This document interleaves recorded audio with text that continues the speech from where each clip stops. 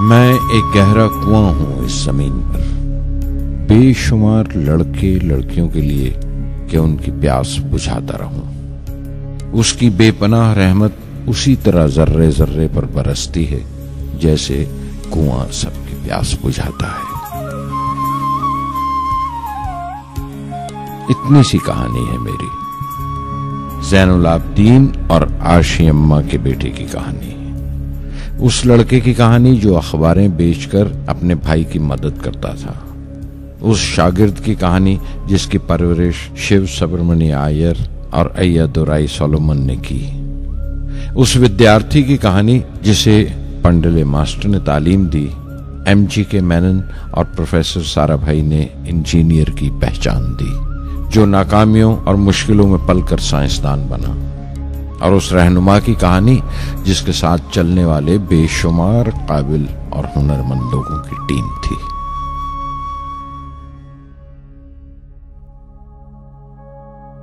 मेरी कहानी मेरे साथ खत्म हो जाएगी, क्योंकि दुनियावी मानों में मेरे पास कोई पूंजी नहीं है। मैंने कुछ हासिल नहीं किया, जमा नहीं किया, मेरे पास कुछ नहीं और कोई नहीं, न बेटा न बेटी न परिवार। मैं दूसरों के लिए मिसाल नहीं बनना चाहता, लेकिन शायद कुछ पढ़ने वालों को प्रेरणा मिले कि अंतिम सुख रूह और आत्मा की तस्कीन है। खुदा की रहमत उनकी वरासत है। मेरे परदादा अबुल, मेरे दादा फकीर और मेरे वालिद ज़ैनुल आबदीन का खानदानी सिलसिला अब्दुल कलाम पर खत्म हो जाएगा, लेकिन खुदा की रहमत कभी खत्म नहीं होगी, क्योंकि वो अमर है, लाफानी है। पूर्णमदः पूर्णमिदं पूर्णात् पूर्णमुदच्यते पूर्णस्य पूर्णमादाय पूर्णमेवावशिष्यते। ॐ पूर्णमदः पूर्णमिदं पूर्णात् पूर्णमुदच्यते पूर्णस्य पूर्णमादाय पूर्णमेवावशिष्यते। पूर्णमदः पूर्णमिदं पूर्णात् पूर्णमुदच्यते पूर्णस्य पूर्णमादाय पूर्णमेवावशिष्यते। पूर्णमदः पूर्णमिदं पूर्णात् पूर्णमुदच्यते पूर्णस्य पूर्णमादाय पूर्णमेवावशिष्यते।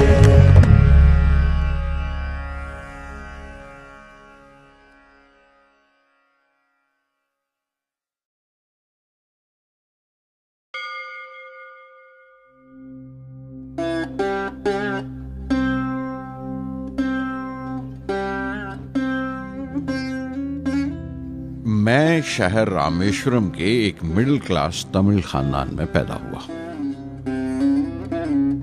मेरे अब्बा ज़ैनुल आबदीन के पास न तालीम थी न दौलत, लेकिन इन मजबूरियों के बावजूद एक दानाई थी उनके पास और हौसला था। और मेरी मां जैसी मददगार थी आशी अम्मा। उनकी कई औलादों में एक मैं भी था, बुलंद कामत माँ बाप का एक छोटे से कद वाला मामूली शक्ल सूरत का लड़का। अपने पुश्तैनी मकान में रहते थे हम, जो कभी 19वीं सदी में बना था। काफी वसी और पक्का मकान था रामेश्वरम की मस्जिद स्ट्रीट में। मेरे अब्बा हर तरह के ऐशो आराम से दूर रहते थे, मगर जरूरियात की तमाम चीजें मुयस्सर थीं। सच तो यह है कि मेरा बचपन बड़ा महफूज था, मादी तौर पर भी और जज्बाती तौर पर भी, मटीरियली एंड इमोशनली।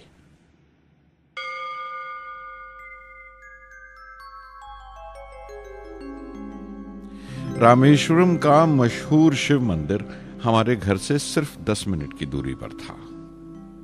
हमारे इलाके में ज्यादा आबादी मुसलमानों की थी, फिर भी काफी हिंदू घराने थे जो बड़े इत्तेफाक से पड़ोस में रहते थे। हमारे इलाके में एक बड़ी पुरानी मस्जिद थी, जहां मेरे अब्बा मुझे हर शाम नमाज पढ़ने के लिए ले जाया करते थे।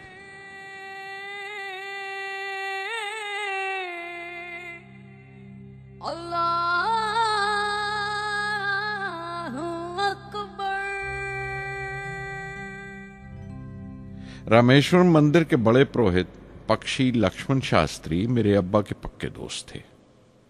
मेरी बचपन की यादों में आंकी हुई एक याद ये भी थी कि अपने अपने रवायती लिबास में बैठे हुए वो दोनों कैसे रूहानी मसलों पर देर देर तक बातें करते रहते थे।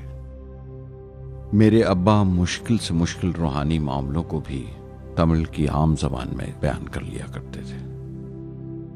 एक बार मुझसे कहा था, जब आफत आए तो आफत की वजह समझने की कोशिश करो, मुश्किलें हमेशा खुद को परखने का मौका देती हैं।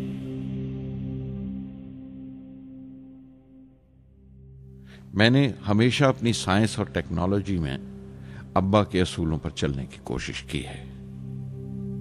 मैं इस बात पर यकीन रखता हूं कि हमसे ऊपर भी एक आला ताकत है, एक महान शक्ति है जो हमें मुसीबत, मायूसी और नाकामियों से निकालकर सच्चाई के मुकाम तक पहुंचाती है। मैं करीब 6 बरस का था जब अब्बा ने एक लकड़ी की कश्ती बनाने का फैसला किया, जिसमें वो यात्रियों को रामेश्वरम से धनुषकोडी का दौरा करा सकें, ले जाएं और वापस ले आएं। वो समंदर के साहिल पर लकड़ियां बिछाकर कश्ती का काम किया करते थे, एक और हमारे रिश्तेदार के साथ, अहमद जलालुद्दीन। बाद में उनका निकाह मेरी आपा जोहरा के साथ हुआ। अहमद जलालुद्दीन हालांकि मुझसे 15 साल बड़े थे, फिर भी हमारी दोस्ती आपस में जम गई थी। हम दोनों हर शाम लंबी सैर को निकल जाया करते थे। मस्जिद गली से निकलकर हमारा पहला पड़ाव शिव मंदिर हुआ करता था, जिसके गिर्द हम उतनी ही श्रद्धा से परिक्रमा करते थे जिस श्रद्धा से बाहर से आए हुए यात्री। जलालुद्दीन ज्यादा पढ़ लिख नहीं सके उनके घर के हालात की वजह से, लेकिन मैं जिस जमाने की बात कर रहा हूं, उन दिनों हमारे इलाके में सिर्फ वही एक शख्स था जो अंग्रेजी लिखना जानता था। जलालुद्दीन हमेशा तालीम याफ्ता पढ़े लिखे लोगों के बारे में बातें करते थे, साइंस की इजाद, मेडिसिन और उस वक्त के लिटरेचर का जिक्र किया करते थे। एक और शख्स जिसने बचपन में मुझे बहुत मुतासिर किया वो मेरा कजन था, मेरा चचेरा भाई शमसुद्दीन। उसके पास रामेश्वरम में अखबारों का ठेका था और सब काम अकेले ही किया करता था। हर सुबह अखबार रामेश्वरम रेलवे स्टेशन पर ट्रेन से पहुंचता था। सन 1939 में दूसरी आलमगीर जंग शुरू हुई, द सेकेंड वर्ल्ड वॉर। उस वक्त मैं 8 साल का था। हिंदुस्तान को इत्तेहादी फौजों के साथ शामिल होना पड़ा और एक इमरजेंसी के हालात पैदा हो गए थे। सबसे पहली दुर्घटना यह हुई कि रामेश्वरम स्टेशन पर आने वाली ट्रेन का रुकना कैंसिल कर दिया गया और अखबारों का गट्ठा अब रामेश्वरम और धनुषकोडी के बीच से गुजरने वाली सड़क पर चलती ट्रेन से फेंक दिया जाता। शमसुद्दीन को मजबूरन एक मददगार रखना पड़ा जो अखबारों के गट्ठे सड़क से जमा कर सके। वो मौका मुझे मिला और शमसुद्दीन मेरी पहली आमदनी की वजह बना। हर बच्चा जो पैदा होता है वो कुछ समाजी और आर्थिक हालात से जरूर असरअंदाज होता है और कुछ अपने जज्बाती माहौल से भी। उसी तरह उसकी तरबियत होती है। मुझे दयानतदारी और सेल्फ डिसिप्लिन अपने अब्बा से विरासत में मिला था और मां से अच्छाई पर यकीन करना और रहमदिली। लेकिन जलालुद्दीन और शमसुद्दीन की सोहबत से जो असर मुझ पर पड़ा, उससे सिर्फ मेरा बचपन ही महज अलग नहीं हुआ, बल्कि आइंदा जिंदगी पर भी उसका बहुत बड़ा असर पड़ा।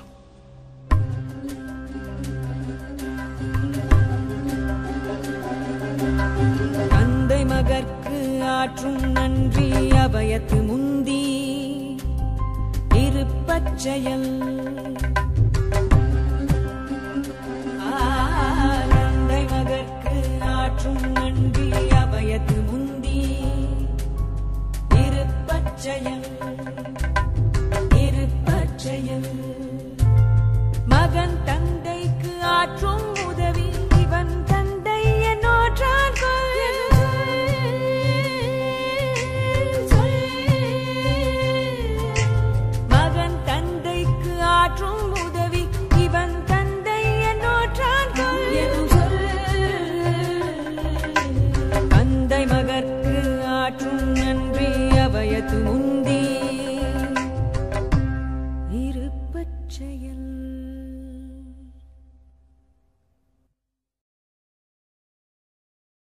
फिर जंग खत्म हो गई और हिंदुस्तान की आज़ादी बिल्कुल यकीनी हो गई।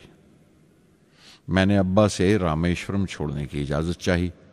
मैं डिस्ट्रिक्ट हेडक्वार्टर्स रामनाथपुरम जाकर पढ़ना चाहता था। शमसुद्दीन और जलालुद्दीन मेरे साथ रामनाथपुरम तक गए मुझे श्वार्ट्ज हाई स्कूल में दाखिल कराने के लिए। जाने क्यों वो नया माहौल मुझे रास नहीं आया। रामनाथपुरम बड़ा मसरूफ शहर था और करीब 50,000 की आबादी थी, लेकिन रामेश्वरम का सुकून और इत्मीनान कहीं नहीं था। घर बहुत याद आता था और घर लौटने का कोई मौका मैं छोड़ता नहीं था। श्वार्ट्ज हाई स्कूल में दाखिल होने के बाद एक 15 साल लड़के के तमाम शौक जो हो सकते थे मेरे अंदर जाग उठे।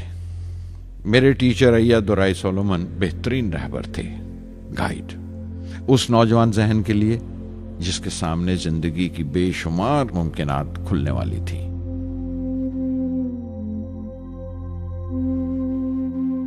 रामनाथपुरम के उस अरसे क़याम में उनसे मेरा रिश्ता उस्ताद शागिर्द या गुरु शिष्य से भी आगे निकल गया। अय्या दुराई कहा करते थे, जिंदगी कामयाब होने और नतीजे हासिल करने के लिए 3 ताकतों पर काबू पाना बहुत जरूरी है: ख्वाहिश, यकीन और उम्मीद। अय्या दुराई सोलोमन, जो बाद में रेवरेंड हो गए, कहा करते थे, इससे पहले कि मैं चाहूं कुछ हो जाए, ये जरूरी है कि मेरे अंदर उसकी पूरी शिद्दत से ख्वाहिश हो और यकीन हो कि वो होगा। मैं अपनी जिंदगी से अगर मिसाल दूं तो मुझे बचपन से ही आसमान के इसरार और परिंदों की परवाज हमेशा हैरान करती थी, फैसिनेट करती थी।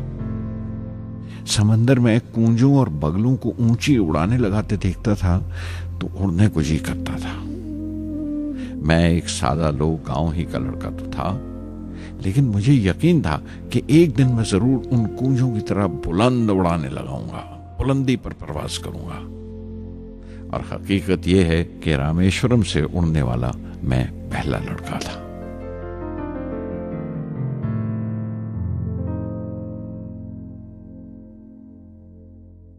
श्वार्ट्ज स्कूल में तालीम खत्म करते करते मेरे अंदर खुद एतमादी बस चुकी थी और मुझे यकीन था कि मैं जरूर कामयाबी हासिल करूंगा। मैं तालीम आगे जारी रखूंगा, उसमें कोई दूसरा ख्याल नहीं था। सन 1950 में मैं इंटरमीडिएट पढ़ने के लिए सेंट जोसेफ कॉलेज ट्रिची में दाखिल हो गया। जब बीएससी डिग्री के लिए मैंने सेंट जोसेफ कॉलेज में दाखिला लिया तो हायर एजुकेशन के माने सिर्फ इतने ही जानता था। ये नहीं जानता था कि हायर एजुकेशन के लिए कुछ और भी हो सकता है। न ये जानता था कि साइंस पढ़ के फ्यूचर के लिए और क्या मौके हासिल हो सकते हैं। बीएससी पास करने के बाद ही जान पाया कि फिजिक्स मेरा सब्जेक्ट नहीं था। अपने ख्वाब को पूरा करने के लिए मुझे इंजीनियरिंग में जाना चाहिए था। पता नहीं क्यों कुछ लोगों का ऐसा ख्याल है कि साइंस आदमी को खुदा से मुनकर कर देती है, लेकिन मेरे लिए तो साइंस एतमाद, विश्वास और रूहानी तस्कीन की वजह रही है। किसी तरह मैं MIT यानी मद्रास इंस्टीट्यूट ऑफ टेक्नोलॉजी के उम्मीदवारों की लिस्ट में तो आ गया, लेकिन उसका दाखला बहुत महंगा था।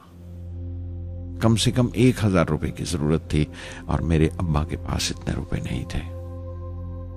उस वक्त मेरी अक्का, मेरी आपा जोहरा ने अपने सोने के कड़े और चेन बेचकर मेरी फीस का इंतजाम किया। मुझ पर उसकी उम्मीद और यकीन देखकर मैं पसीज गया।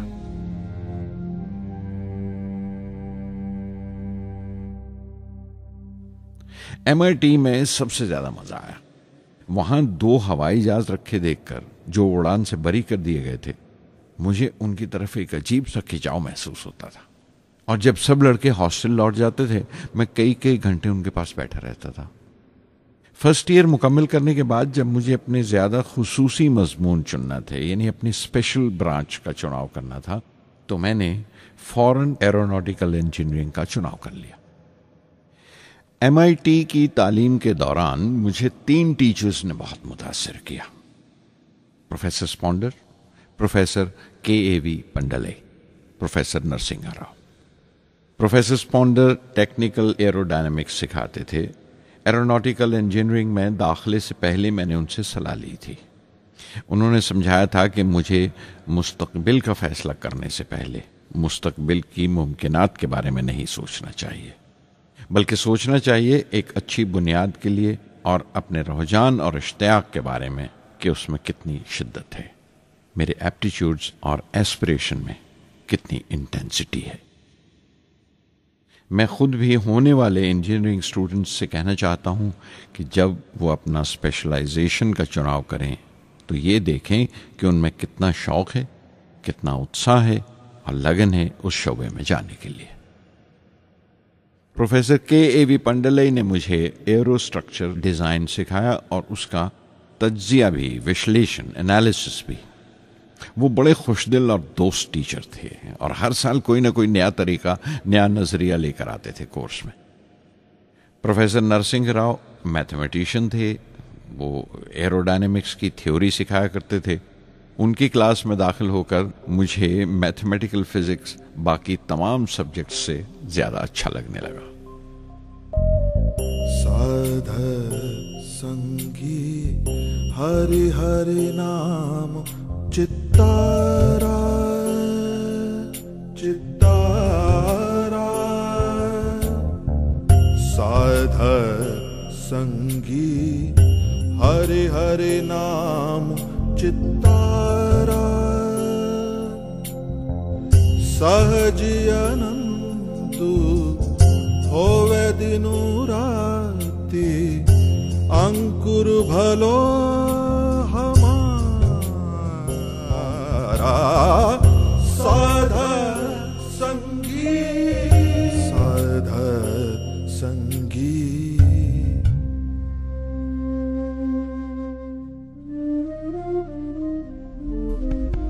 गुरुपुरा भेटियो बड़ भागी, गुरुपुरा भेटियो बड़ भागी, जाको अंतु न पारावारा, अंतु न पारावारा,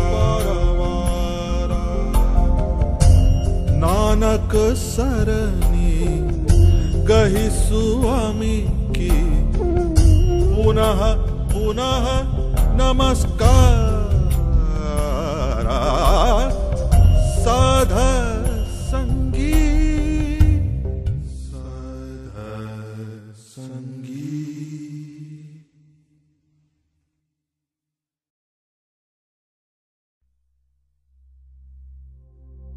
MIT से मैं बेंगलोर के हिंदुस्तान एरोनॉटिक्स लिमिटेड HAL में बतौर ट्रेनी दाखिल हो गया। HAL से जब मैं एरोनॉटिकल इंजीनियरिंग ग्रेजुएट बनकर निकला तो जिंदगी ने 2 मौके मेरे सामने खड़े कर दिए और दोनों मेरी परवाज के देरीना ख्वाब पूरे कर सकते थे। एक मौका था एयरफोर्स का, दूसरा मिनिस्ट्री ऑफ डिफेंस में directorate of technical development and production का। मैंने दोनों में अर्जी भेज दी और बैक वक्त दोनों से इंटरव्यू का बुलावा आ गया। एयरफोर्स के लिए मुझे देहरादून बुलाया गया था और डिफेंस के लिए दिल्ली। मेरे दोनों मुकाम 2000 किलोमीटर के फासले पर थे।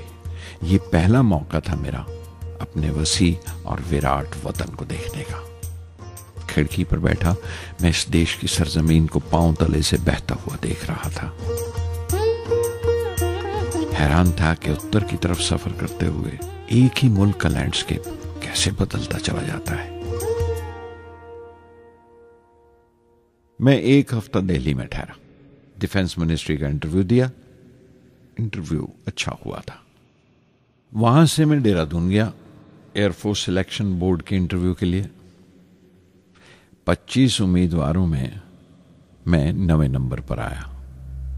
मेरा दिल बैठ गया, बहुत मायूस हुआ और कई दिन तक अफसोस रहा कि एयरफोर्स में जाने का मौका मेरे हाथ से निकल गया। मैं ऋषिकेश चला गया, दिल पर यह बोझ लेकर कि आने वाले दिन बड़े सख्त होंगे।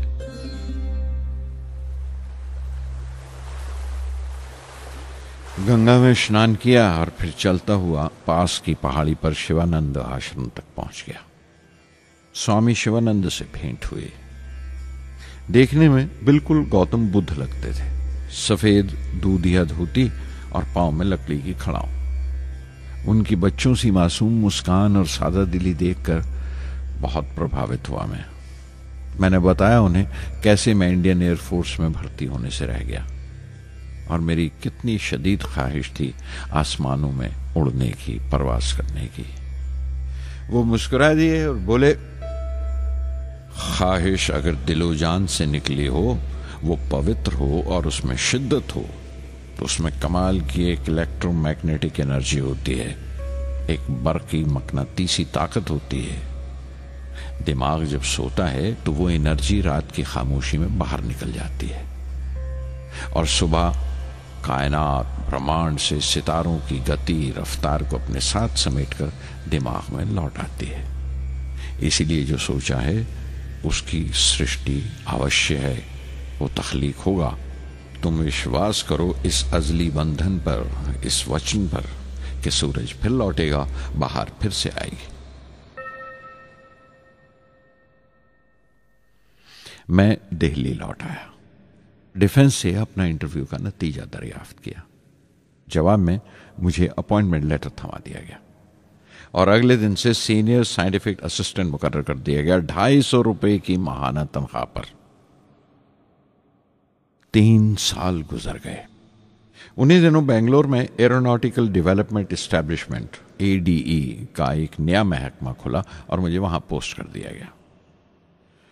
बेंगलोर कानपुर से बिल्कुल मुख्तलिफ शहर था। मैं अपने डायरेक्टरेट की पोस्टिंग का पहला साल वहां गुजार चुका था। दरअसल हमारे देश में ये एक अजीब तरीका है, एक अजीब सा ढंग है अपने लोगों को हद दर्जा तक निचोड़ लेने का, जो हमारे लोगों को इंतहा पसंद बना देता है। शायद इसलिए कि सदियों इस देश ने गैर मुल्की तहजीबों के जख्म भी खाए हैं और उन्हें अपने दामन में जगह भी दी है। अलग अलग हुक्मरानों से वफा करते करते हम अपनी हैसियत, अपनी यकताई खो बैठे हैं। बल्कि हमने एक और ही किस्म की खूबी पैदा कर ली है कि एक ही वक्त में रहम दिल भी हैं और बेरहम भी, हसास भी हैं और बेहिस भी। जितने गहरे हैं उतने ही सतही। ऊपर से देखो तो हम बड़े खुश रंग और खूबरू नजर आते हैं, लेकिन कोई गौर से देखे तो अपने हुक्मरानों की एक बेढब नकल से ज्यादा कुछ नहीं है। मैंने कानपुर में कल्ले में दबाए हुए पान वाले नवाब वाजिद अली शाह के नकलची बहुत देखे और बेंगलोर में फिरंगियों के अंदाज में कुत्ते की जंजीर थामे टहलते हुए साहिबों की कमी नहीं थी। बेंगलोर में रहकर मैं रामेश्वरम की सुकून और गहरे शांत वातावरण के लिए तरसता था।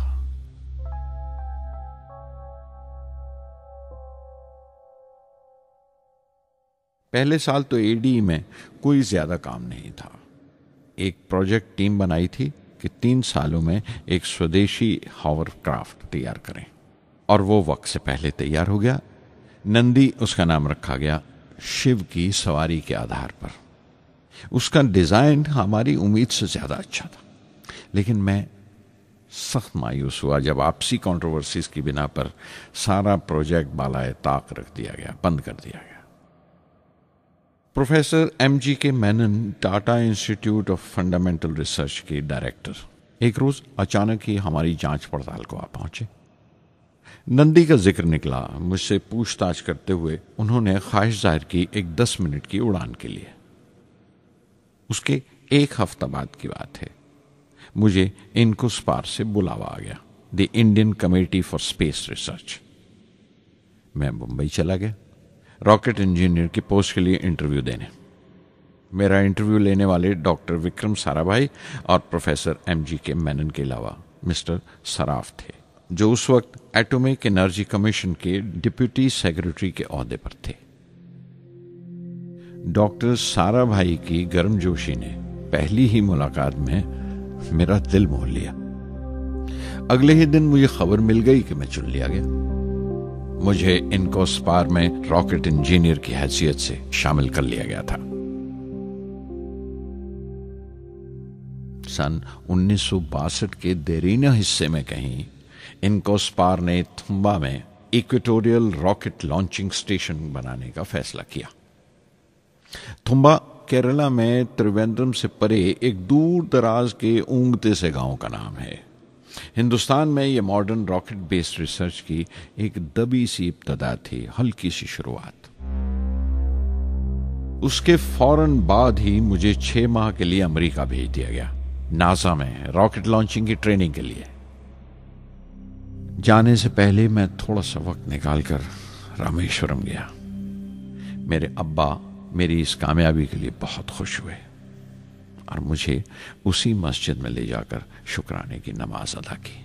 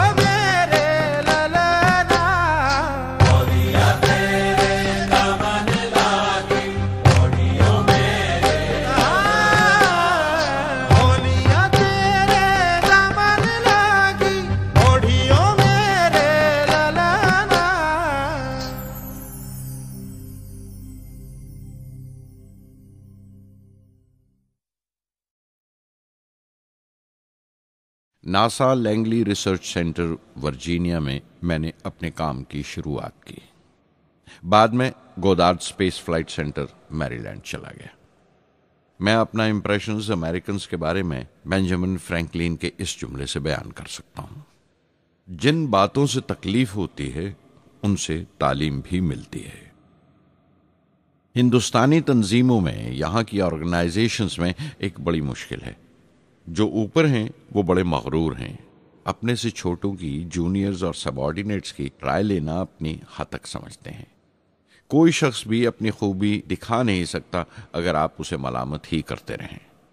उसूल और पाबंदी, पाबंदी और सख्ती, सख्ती और जुल्म के बीच की लाइन बड़ी महीन है, बारीक है, उसकी पहचान बहुत जरूरी है। मैं जैसे ही नासा से लौटा, फौरन बाद हिंदुस्तान का पहला रॉकेट लॉन्च वाक़या हुआ, 21 नवंबर सन 1963। वो साउंडिंग रॉकेट था, नाम नाइकी अपेची। नाइकी अपेची की कामयाबी के बाद प्रोफेसर साराभाई ने अपनी आरज़ू, अपने एक ख्वाब का इजहार किया, एक Indian satellite launch vehicle ISLV का सपना। हिंदुस्तानी रॉकेट का ख्वाब 20वीं सदी में एक तरह से 18वीं सदी का ख्वाब भी कहला सकता है, जो टीपू सुल्तान ने देखा था। टीपू सुल्तान की फौज में 27 ब्रिगेड थे जो खुशून कहलाते थे, और हर एक ब्रिगेड में एक दस्ता था रॉकेटमैन का जो साथ रहा करता था और जुर्क्स कहलाता था। जब टीपू सुल्तान मारा गया तो अंग्रेजों ने 700 रॉकेट्स और 900 रॉकेट के सब सिस्टम्स बरामद किए 1799 में तिरुकन्नाहल्ली की जंग के बाद। वो रॉकेट्स विलियम कॉन्गरीव ने इंग्लैंड भिजवा दिए जांच पड़ताल के लिए, उसकी तकनीक समझने के लिए, जिसे आज की साइंसी जबान में हम रिवर्स इंजीनियरिंग कहते हैं। टीपू सुल्तान की मौत के साथ उस ख्वाब की भी मौत हो गई, कम से कम 150 साल के लिए। पंडित जवाहरलाल नेहरू की बदौलत वो रॉकेटरी का ख्वाब एक बार फिर हिंदुस्तान में जिंदा हुआ। प्रोफेसर साराभाई ने उस ख्वाब को हकीकत बनाने की जिम्मेदारी अपने सर ले ली। बहुत से तंग नजर लोगों को एतराज था इस बात पर कि इस मुल्क में जहां लोगों को 2 वक्त की रोटी नसीब नहीं होती, वहां इन स्पेस उड़ानों को, इन खलाई तहरीकों को क्यों तरजीह दी जा रही है। लेकिन प्रधानमंत्री पंडित नेहरू और प्रोफेसर साराभाई के नजरिए में किसी किस्म का मुबालगा नहीं था। उनके नजरिए बिल्कुल साफ थे कि अगर दुनिया के मुल्कों में और दुनिया के मसलों में कोई हिस्सा लेना है, शिरकत करनी है, हिंदुस्तान को कोई हैसियत हासिल करनी है, तो साइंस और टेक्नोलॉजी की तरक्की और खुद मुख्तारी, सेल्फ रिलायंस अशद जरूरी है। और उनका मकसद ताकत का मुजाहिरा हरगिज नहीं था। सहज पके सुमीठा होए। थुम्बा में 2 रॉकेट सहज पके मगर कामयाब हुए, एक रोहिणी, दूसरा मेनका। अगला साल लगा ही था जब प्रोफेसर साराभाई ने मुझे दिल्ली बुला भेजा। एक मीटिंग थी और मीटिंग में ग्रुप कैप्टन VS नारायणन से मेरा तारुफ कराया गया, जो एयर हेडक्वार्टर्स से थे। प्रोफेसर साराभाई ने रेटो तैयार करने का इरादा जाहिर किया, rocket assisted take off system, एक मिलिट्री एयरक्राफ्ट जो रॉकेट की मदद से उड़ाया जा सके, बड़ी छोटी सी जगह में। शाम तक यह खबर भी आम हो गई कि हिंदुस्तान एक खुद साख्ता मिलिट्री एयरक्राफ्ट तैयार कर रहा है और मैं उस प्रोजेक्ट का मुख्तार हूं, जिम्मेदार हूं।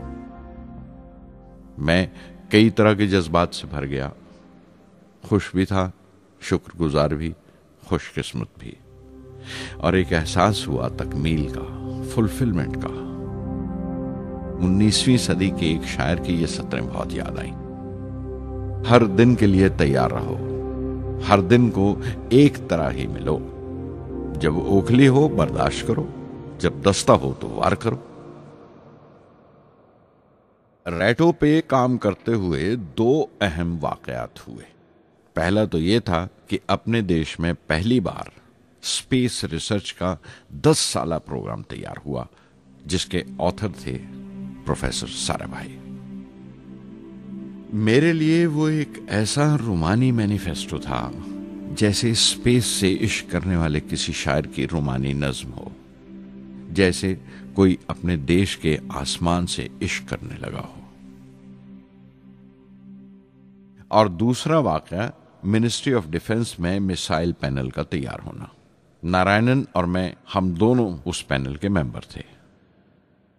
उस वक्त तक भविष्य की आने वाली SLV सैटेलाइट लॉन्च व्हीकल का नाक नक्शा भी तैयार हो चुका था। प्रोफेसर साराभाई अपने देरीना ख्वाब को ताबीर देने के लिए कुछ और साथियों का चुनाव कर चुके थे। मैं खुद को खुशकिस्मत समझता हूं कि मुझे उस प्रोजेक्ट का लीडर चुना गया। उस पर प्रोफेसर साराभाई ने मुझे एक और जिम्मेदारी भी सौंपी कि लॉन्च की 4थी स्टेज मैं ही डिजाइन करूं। यह मामूल था, मेरा आदत थी कि हर मिसाइल पैनल की मीटिंग के बाद मैं जाकर प्रोफेसर साराभाई को पूरी तफसील, पूरी रिपोर्ट देता था। दिल्ली में ऐसी ही एक मीटिंग के बाद 23 दिसंबर 1971 को मैं त्रिवेंद्रम लौट रहा था और उस दिन प्रोफेसर साराभाई थुम्बा में SLV का मुआयना करने गए हुए थे। दिल्ली एयरपोर्ट के लाउंज से मैंने उन्हें फोन किया, पैनल मीटिंग की तफसील बताई। प्रोफेसर साराभाई ने मुझे कहा कि मैं त्रिवेंद्रम एयरपोर्ट पर उनका इंतजार करूं। मैं जब त्रिवेंद्रम पहुंचा तो फिजा में एक मातम बिछा हुआ था। मुझे खबर दी गई कि प्रोफेसर साराभाई नहीं रहे। चंद घंटे पहले दिल का दौरा पड़ने से उनका इंतकाल हो गया। मैं थर्रा के रह गया। चंद घंटे पहले ही तो मैंने उनसे बात की थी। मेरे लिए वो बहुत बड़ा सदमा था। प्रोफेसर साराभाई मेरी नजर में इंडियन साइंस के राष्ट्रपिता हैं, जैसे राष्ट्र के पिता महात्मा गांधी हैं। उन्होंने अपनी टीम से रहनुमा पैदा किए और खुद अपने अमल से उनके लिए मिसाल साबित हुए।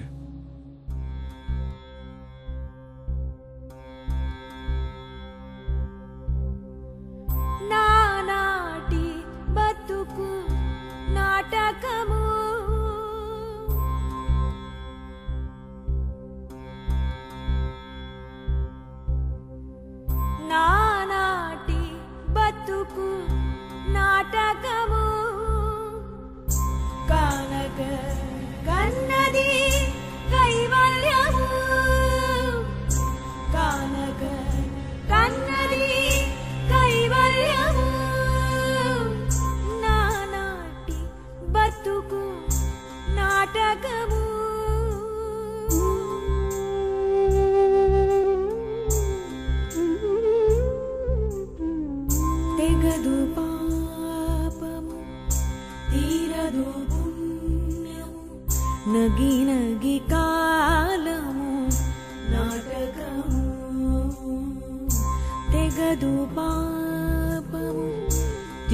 ఎంతదు పుణ్యము నగి నగి కాలము నాటకము యగువన శ్రీ వెంకటేశ్వరుడేలికే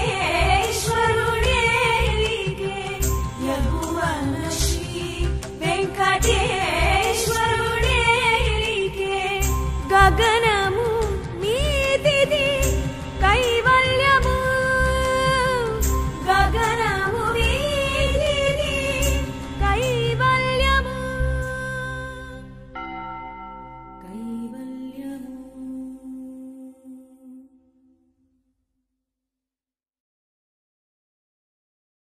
कुछ अरसा प्रोफेसर एम.जी. के मेनन ने स्पेस रिसर्च का काम संभाला। बिलाखिर प्रोफेसर सतीश धवन को Indian Space Research Organisation ISRO की जिम्मेदारी सौंप दी गई। तुम्बा का पूरा कॉम्प्लेक्स एक बड़े पैमाने पर स्पेस सेंटर बना दिया गया और Vikram Sarabhai space centre VSSC का नाम दिया गया। जिसने वो सेंटर कायम किया था उसी के नाम से उस जगह की श्रद्धांजलि पेश की गई। मशहूर मेटलर्जिस्ट डॉक्टर ब्रह्म प्रकाश VSSC के पहले डायरेक्टर मुकर्रर हुए। कोई भी शख्स अपनी जिम्मेवारी में तभी कामयाब हो सकता है अगर वो बारसूख हो, मोतबर हो और अपने फैसलों के लिए उसे सही हद तक आजादी हो। शायद निजी जिंदगी में भी तसल्ली का यही एक रास्ता है, आजादी और जिम्मेवारी एक साथ हो, तभी वो तस्कीन और खुशी का बायस हो सकती है। और जाती आजादी हासिल करने के लिए मैं 2 रास्ते तजवीज कर सकता था जो मैंने इख्तियार किए। पहला तो ये कि अपनी तालीम और तरबियत को बढ़ावा दो। इल्म, नॉलेज बड़ा कारामद हथियार है, बहुत काम आता है। इल्म जितना ज्यादा होगा उतनी ज्यादा आजादी के हकदार होगे। इल्म वो पूंजी है जो कोई छीन नहीं सकता। टीम की रहनुमाई तभी मुमकिन है अगर आपकी जानकारी मुकम्मल हो, अप टू डेट हो।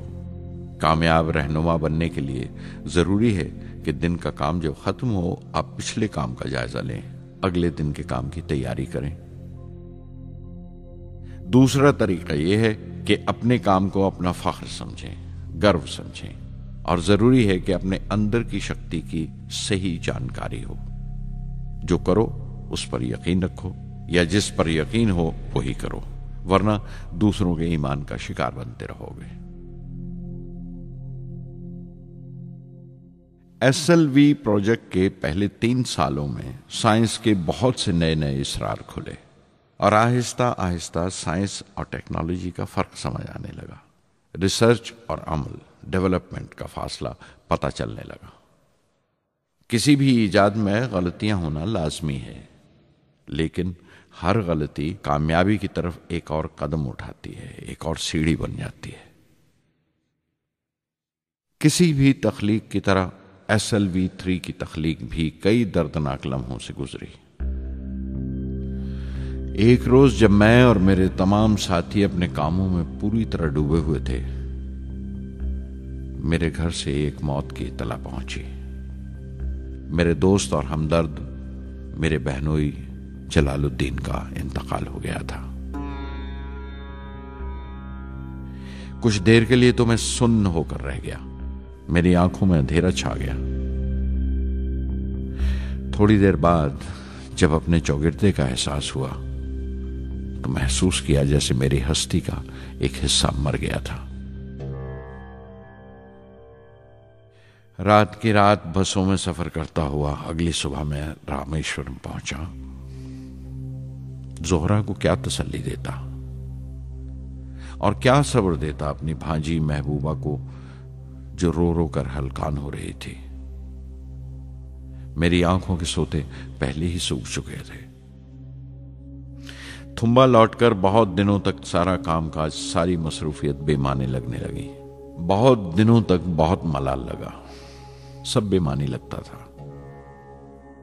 प्रोफेसर धवन देर देर तक हौसला देते थे, कहते SLV पर जैसे जैसे काम आगे बढ़ेगा मुझे सब्र महसूस होगा और ये मायूसी कम होते होते गुजर जाएगी। 1976 में मेरे अब्बा ज़ैनुल आबदीन 102 साल की उम्र में वहीं रामेश्वरम में इंतकाल फरमा गए। 15 पोते पोतियां छोड़कर गए थे पीछे और एक पड़पोता। दुनियावी तौर पर वो सिर्फ एक और बुजुर्ग की मौत थी। कोई बड़ा मातम नहीं हुआ, झंडा नहीं उतारा गया, ना अखबारों ने स्याह हाशिए दिए, ना सियासतदान थे वो, ना विद्वान कोई, ना कोई बड़े सरमायादार। एक सीधे सादे इंसान थे, फरिश्ता सिफत, और हर उस बात की वजह थे जो दानाई और पारसाई की राह दिखाती है।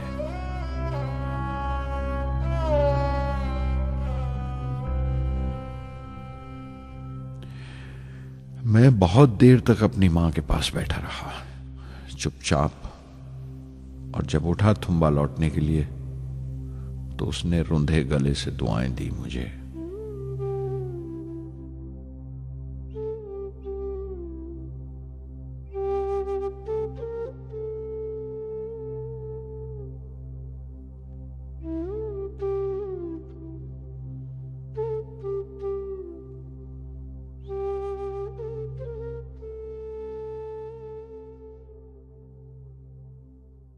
SLV-3 अपोजी रॉकेट जो फ्रांस से उड़ाई जाने वाली थी, अचानक कुछ मुश्किलों का शिकार हो गई। मुझे फौरन फ्रांस जाना पड़ा। मैं रवाना होने ही वाला था कि मेरी मां की मौत की खबर पहुंची। यके बाद दीगरे 3 मौतें हो गई मेरे घर में। उस वक्त मुझे अपने काम में पूरे ध्यान की जरूरत थी। 100% लगन से काम करने की ख्वाहिश किसी और लगन की गुंजाइश नहीं छोड़ती। मुकम्मल नीति और पूरी लगन से SLV-3 का ख्वाब 1979 के दरमियान में जाकर पूरा हुआ। हमने SLV-3 की परवाज का दिन 10 अगस्त 1979 तय किया था।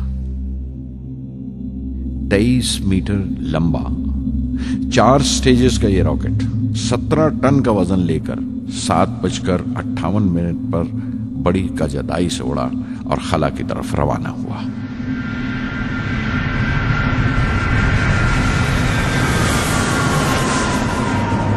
पहली स्टेज हर तरह से पुख्ता निकली और बड़े आराम से रॉकेट दूसरी स्टेज में दाखिल हो गया।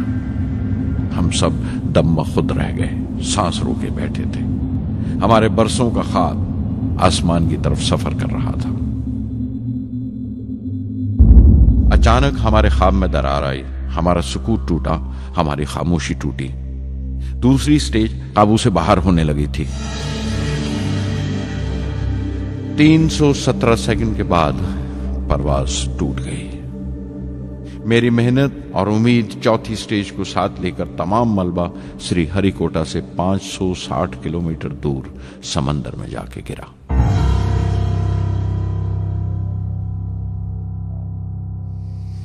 इस हादसे से हम सबको सख्त सदमा पहुंचा। मैं गम और गुस्से से भर गया, नुचड़ गया, बिल्कुल जिस्मानी तौर पर भी और जहनी तौर पर भी। मैं सीधा अपने कमरे में गया और बिस्तर में धंस गया। मैंने अपने कंधे पर एक दिलासे का हाथ महसूस किया तो आंख खोली। दोपहर ढल चुकी थी, शाम करीब थी। डॉक्टर ब्रह्म प्रकाश मेरे सराहने बैठे थे। उनकी इस हमदर्दी ने छू लिया मुझे। मैं उदास था, मायूस था, लेकिन अकेला नहीं।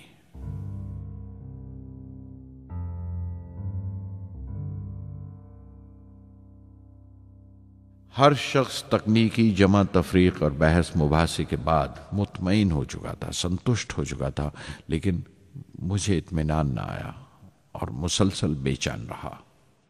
मैं बेसाख्ता खड़ा हो गया और एतराफ़ किया प्रोफेसर धवन के सामने, सर, मेरे साथियों को नाकामयाबी की वजह दरियाफ्त हो जाने से इत्मीनान हो गया, लेकिन मैं उसे काफ़ी नहीं समझता। इस मिशन के डायरेक्टर की हैसियत से इस गलती को भी मैं अपनी जिम्मेवारी समझता हूं। SLV-3 की नाकामयाबी की जिम्मेवारी मेरी है।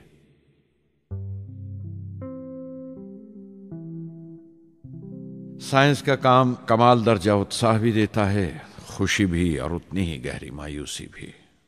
इस तरह के वाकयात सोच सोचकर मैं दिल को ढारस देता रहा। यह ख्याल कि इंसान चांद पर उतर सकता है, सबसे पहले एक रूसी साइंटिस्ट ने सोचा था। उसे हकीकत बनने में 40 साल गुजर गए जब अमेरिका ने उसे पूरा किया। प्रोफेसर चंद्रशेखर ने चंद्रशेखर लिमिट का आविष्कार किया था 1930 में, जब कैम्ब्रिज में पढ़ रहे थे। लेकिन 50 साल बाद उन्हें उसी डिस्कवरी पर नोबेल प्राइज मिला। वॉन ब्रॉन अपनी सैटर्न लॉन्च व्हीकल से आदमी को चांद पर उतारने से पहले कितनी सारी नाकामियों से गुजरे होंगे। पहाड़ की चोटी पर उतरने से पहाड़ पर चढ़ने का तजुर्बा नहीं मिलता। जिंदगी पहाड़ की चढ़ानों पर मिलती है, चोटी पर नहीं। चढ़ानों पर ही तजुर्बे मिलते हैं और जिंदगी मंचती है और टेक्नोलॉजी तरक्की करती है। चोटी पर पहुंचने की कोशिश ही में चढ़ानों का इल्म हासिल होता है। मैं एक एक कदम चलता रहा, चढ़ता रहा चोटी की तरफ।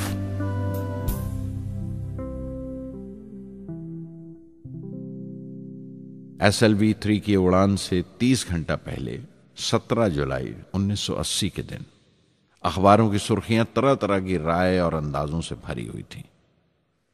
ज्यादातर रिपोर्टर्स ने पहली SLV की उड़ान याद दिलाई थी कि किस तरह वो रॉकेट फेल हो गया था और उसका मलबा समंदर में जाकर गिरा था।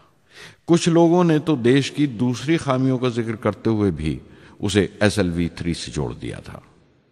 मैं जानता था कि अगले दिन का नतीजा हमारे फ्यूचर के स्पेस प्रोग्राम का फैसला करने वाला है। मुख्तसर ये कि सारी कौम की नजरें हम पर गड़ी हुई थीं। 18 जुलाई 1980 सुबह 8:03 पर हिंदुस्तान का पहला सैटेलाइट लॉन्च व्हीकल उड़ा।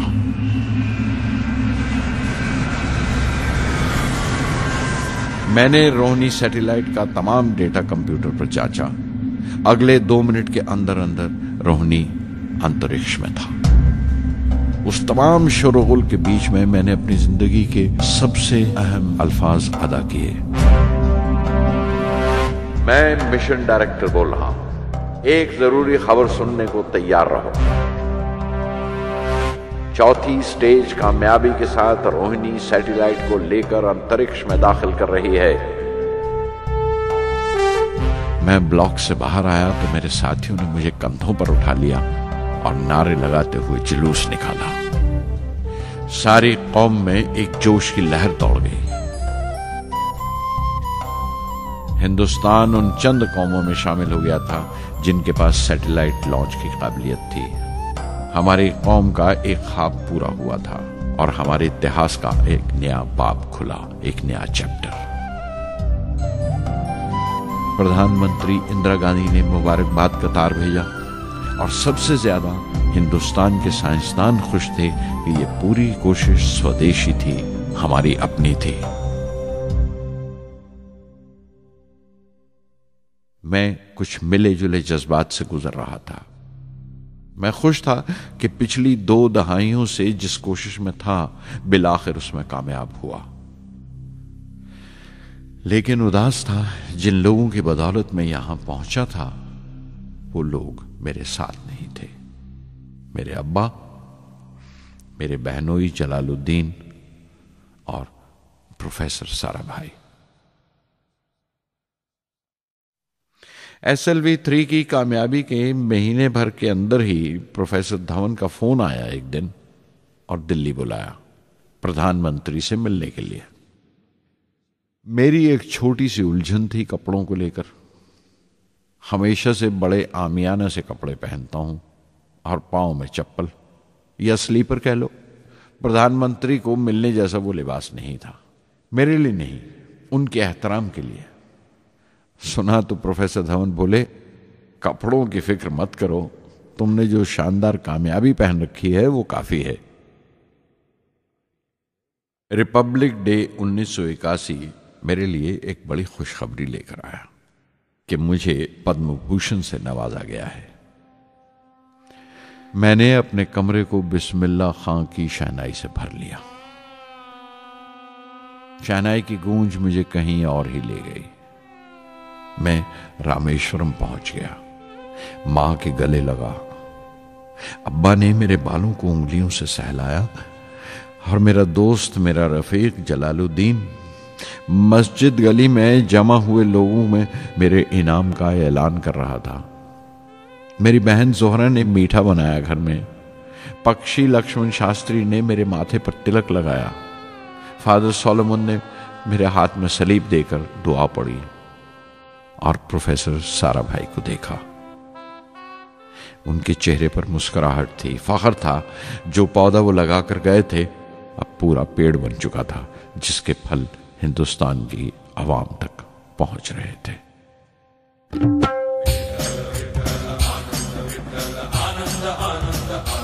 ओ आनंदाचे डोही आनंद तरंग, आनंदाचे डोही आनंद तरंग, आनंदाची अंग, आनंदाचे आनंदाची अंग, आनंदाचे आनंदाचे डोही आनंद तरंग, आनंदाचे डोही आनंद तरंग।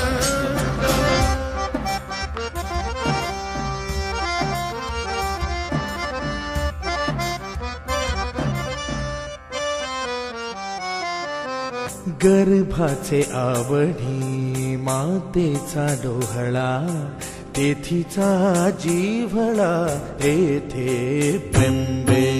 गर्भाचे आवडी मातेचा डोहळा, तेथीचा जीवळा तेथे प्रेंबे। तुका म्हणे तैसा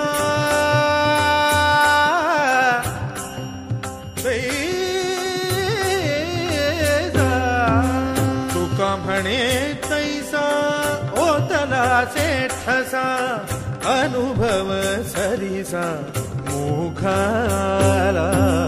आनंदाचे डोही आनंद तरंग, आनंदाची अंग, आनंदाचे आनंदाचे डोही आनंद तरंग।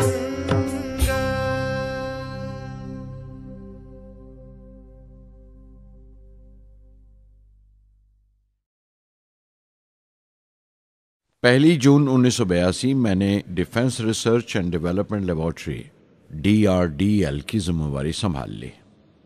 उस वक्त के defence minister Shri R Venkataraman ने जब मशवरा दिया कि बजाय दर्जा बदर्जा मिसाइल तैयार करने के हमें मुकम्मल अपनी मिसाइल तैयार करने का प्रोग्राम बनाना चाहिए, तो हमें अपने कानों पर यकीन नहीं आया और देखते देखते ही वो प्रोजेक्ट एक मुकम्मल मिसाइल का प्रोग्राम बन गया, जिसके नतीजे आइंदा बहुत दूर तक पहुंचे। हर एक प्रोजेक्ट का नाम हिंदुस्तान की खुद मुख्तारी, सेल्फ रिलायंस का सबूत था।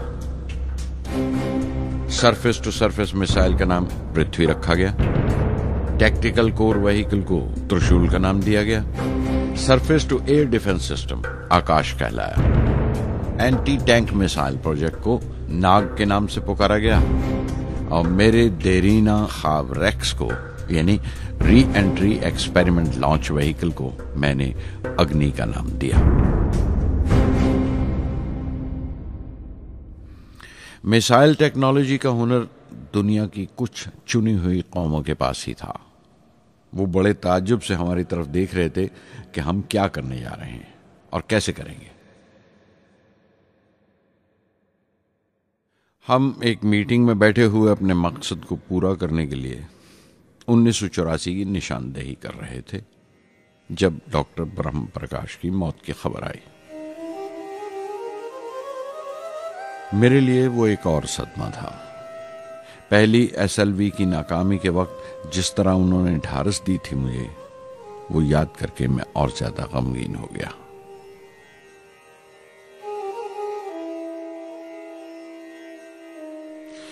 प्रोफेसर सारा भाई अगर VSSC के निर्माता थे, बनाने वाले थे, तो डॉक्टर ब्रह्म प्रकाश उसके आमिल थे, एग्जीक्यूटर थे। उनकी विनम्रता ने मुझे बड़ी हद तक नरम कर दिया। और मैंने अपनी तुंद मिजाजी पर काफी काबू कर लिया। उनकी हलीमी सिर्फ अपनी खूबियों तक ही महदूद नहीं थी, बल्कि अपने से छोटों को इज्जत देना भी उनकी आदत में शामिल था। उनके बर्ताव और सलूक में ये बात नजर आ जाती थी कि कोई शख्स भी खामियों से खाली नहीं है। यहां तक कि अफसर भी, लीडर भी, रहनुमा भी, वो बहुत बड़े दानिश्वर थे। एक कमजोर से शरीर के अंदर उनमें बच्चों की सी मासूमियत थी। मुझे वो हमेशा साइंसदानों में संत नजर आते थे।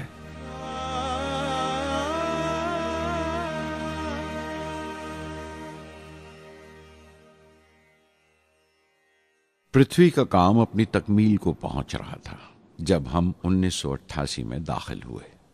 25 फरवरी 1988 सुबह 11:23 पर पृथ्वी की पहली परवाज वाक़ हुई। हमारे मुल्क में वो एक ऐतिहासिक मौका था। पृथ्वी सिर्फ एक सरफेस टू सरफेस मिसाइल ही नहीं, बल्कि आइंदा आने वाली तमाम किस्म की मिसाइल का बुनियादी नक्शा भी था। फ्यूचर का मॉड्यूल था वो। पृथ्वी ने हमारे आस पड़ोस के मुल्कों को दहला दिया। मगरबी यानी वेस्टर्न मुल्कों को पहले तो हैरत हुई, फिर गुस्से का इजहार किया और पाबंदी लगा दी इंडिया के लिए कि वो ऐसी कोई चीज बाहर के मुल्कों से न खरीद सकें जो उनके मिसाइल प्रोग्राम में इस्तेमाल हो सकती हो या काम आ सकती हो। मिसाइल की इजाद में हिंदुस्तान की खुद मुख्तारी ने दुनिया के तमाम तरक्की याफ्ता मुल्कों को परेशान कर दिया। अग्नि की टीम में 500 से ज्यादा साइंसदान शामिल थे। अग्नि की परवाज 20 अप्रैल 1999 तय पाई थी। लॉन्च की तमाम तैयारियां मुकम्मल हो चुकी थीं और हिफाजत के लिए यह फैसला किया गया था कि लॉन्च के वक्त आसपास के तमाम गांव खाली करा दिए जाएं। अखबारात और दूसरी मीडिया ने इस बात को बहुत उछाला। 20 अप्रैल पहुंचते पहुंचते तमाम मुल्क की नजरें हम पर टिकी हुई थीं। दूसरे मुल्कों का दबाव बढ़ रहा था कि हम इस तजुर्बे को मुलतवी कर दें या खारिज कर दें, लेकिन सरकार मजबूत दीवार की तरह हमारे पीछे खड़ी रही और किसी तरह हमें पीछे नहीं हटने दिया। परवाज से सिर्फ 14 सेकंड्स पहले हमें कंप्यूटर ने रुकने का इशारा किया। किसी एक पुर्जे में कोई खामी थी, वो फौरन ठीक कर दी गई, लेकिन उसी वक्त डाउन रेंज स्टेशन ने रुकने का हुक्म दिया।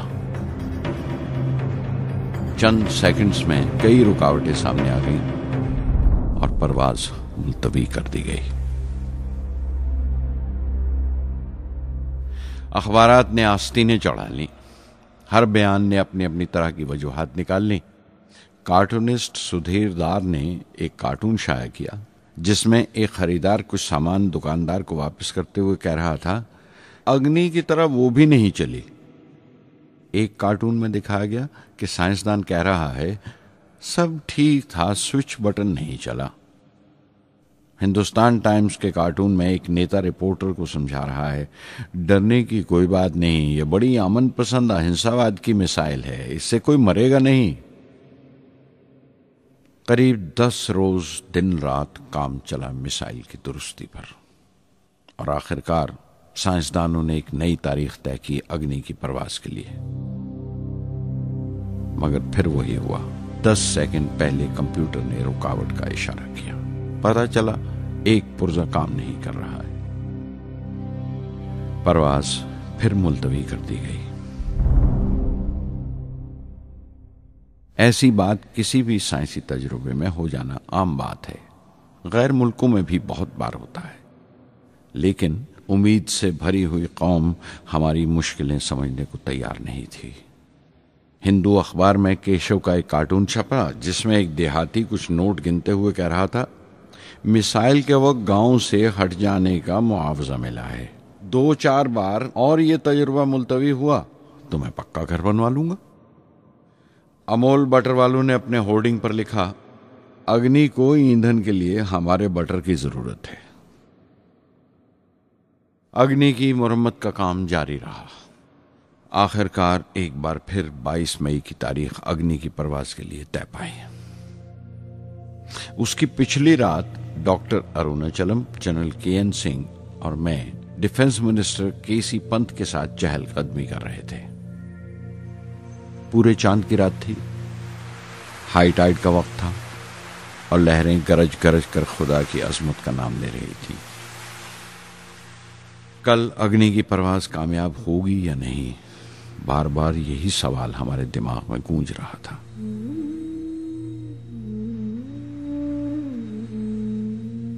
डिफेंस मिनिस्टर ने एक लंबी खामोशी को तोड़ते हुए पूछा, कलाम, कल अग्नि की कामयाबी मनाने के लिए क्या चाहते हो तुम?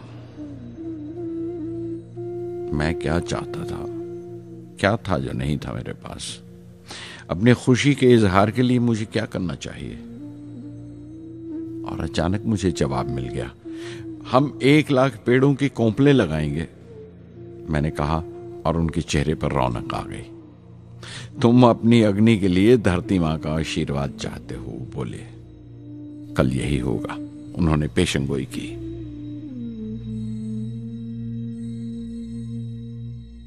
अगले दिन सुबह 7:10 पर अग्नि लॉन्च हुई। कदम कदम सही निकला। मिसाइल ने जैसे टेक्स्ट बुक याद कर ली हो, जैसे सबक याद कर लिया था। हर सवाल का सही जवाब मिल रहा था।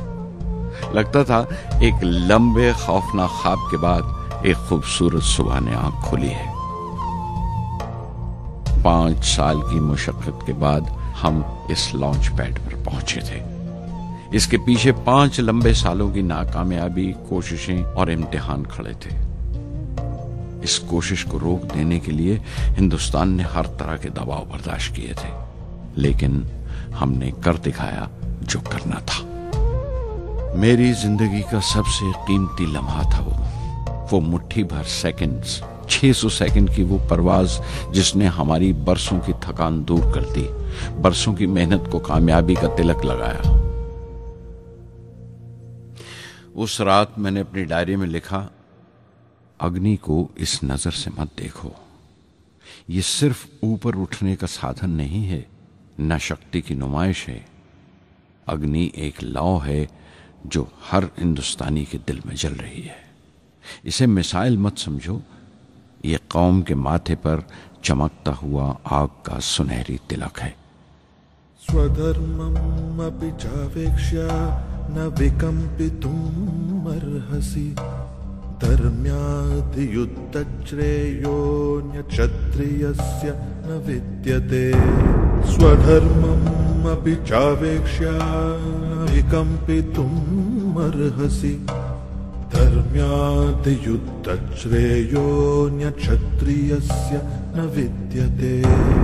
अदच्चेत्त्वम् इमं धर्म्यं संग्रामं न करिष्यसि, तदस्वधर्मं कीर्तिं च हित्वा पापम् अवाप्स्यसि, हित्वा पापम् अवाप्स्यसि।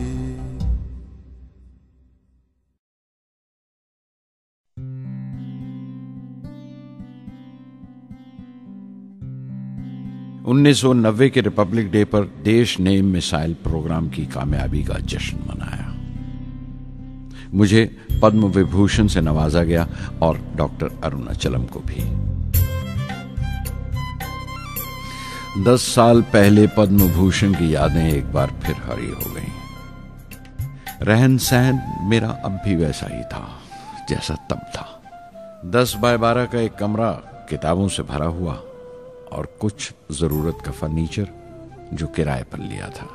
फर्क इतना ही था कि तब यह कमरा त्रिवेंद्रम में था, अब हैदराबाद में। वेटर मेरा नाश्ता लेकर आया, इडली और छाछ, और आंखों में एक खामोश मुस्कुराहट मुबारकबाद की। मैं अपने हमवतनों की इस नवाजिश से छलक गया।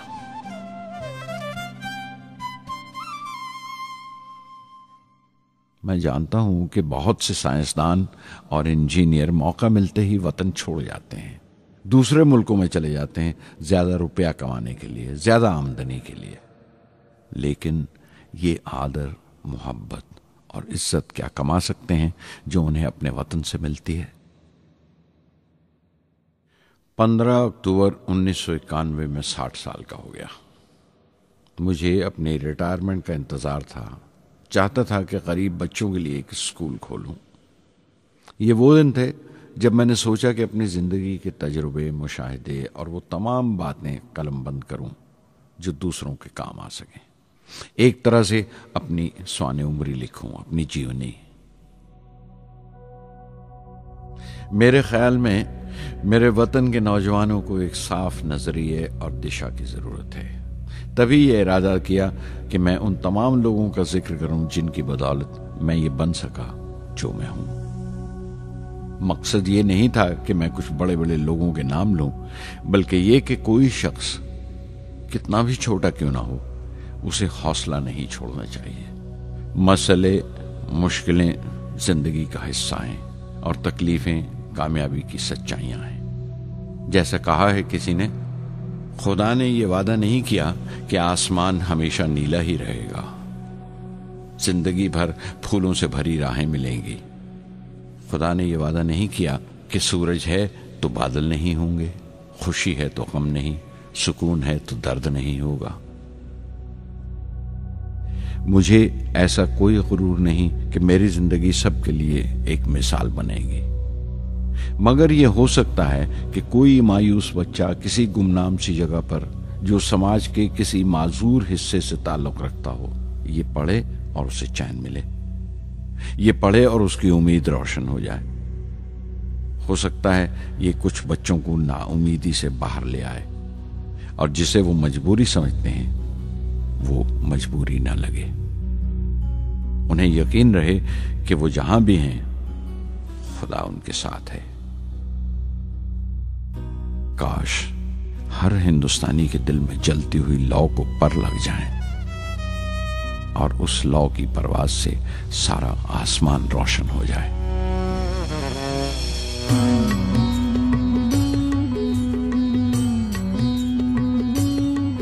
ये ज़मीं मेरी, मेरा आसमां, बड़ा खूबसूरत है जहां।